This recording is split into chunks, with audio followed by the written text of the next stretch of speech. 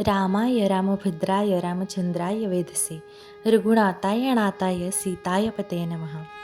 म्हणजेच रामभद्राला, रामचंद्राला, सृष्टीच्या निर्मित्याला, रघुकुलाच्या नाथाला आणि माता सीतेच्या पतीला म्हणजेच प्रभू श्री रामाला मी वंदन करते. हॅलो, नमस्कार. मी श्रेया. माझ्या यूट्यूब चॅनलमध्ये तुम्हा सगळ्यांचं मनापासून स्वागत करते. चैत्र महिना आला की वेध लागतात ते रामनवमीचे. अयोध्येच्या राजा दशरथ आणि राणी कौशल्या यांच्या पोटी दुपारी बरोबर 12 वाजता जेव्हा सूर्यनारायण डोक्यावर येतात तेव्हा प्रभू श्री रामांचा जन्म झाला. पण रामनवमी म्हणजे फक्त एक सण नाही, तर तो आपल्या आदर्शांचा उत्सव आहे. त्रेतायुगात जेव्हा रावणाचे अत्याचार वाढले होते तेव्हा धर्माची स्थापना करण्यासाठी आणि दुष्टांचा नाश करण्यासाठी भगवान विष्णूंनी रामाचा 7वा अवतार घेतला. महाराष्ट्रात घरोघरी आणि राम मंदिरात रामजन्माचा सोहळा होतो. दुपारी 12 वाजता मूर्तीला पाळण्यात घालून रामजन्माचा पाळणा गायला जातो. या दिवशी अनेक लोक उपवास देखील करतात. रामरक्षा आणि रामायणाचे पठण करतात. श्रीराम जय राम जय जय राम या मंत्राचा जपही केला जातो.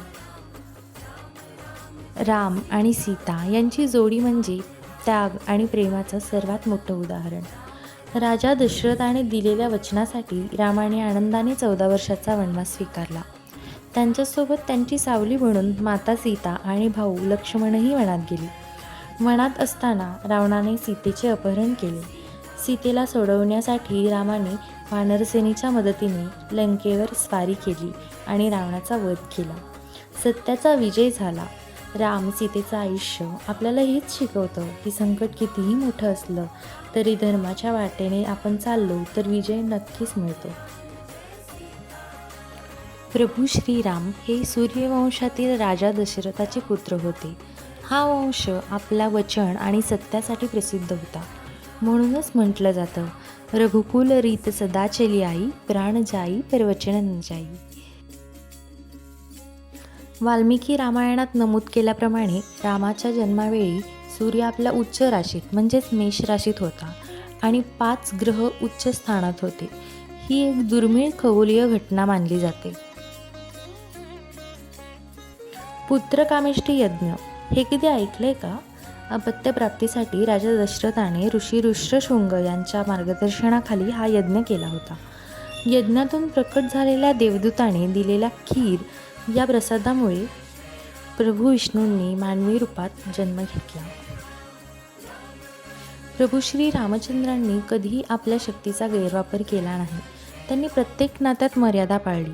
म्हणूनच ते आजही आदर्श पुरुष मानले जातात. रामनवमी आपल्याला आठवण करून देते की अधर्म कितीही शक्तिशाली असला तरी शेवटी विजय हा सत्याचा आणि धर्माचाच होतो. म्हणूनच आपण रामनवमीला फक्त पूजा नाही करत, तर रामासारखं मर्यादा पुरुषोत्तम बनण्याचा संकल्प करतो. तुम्हा सर्वांना रामनवमीच्या खूप खूप शुभेच्छा. जय श्रीराम.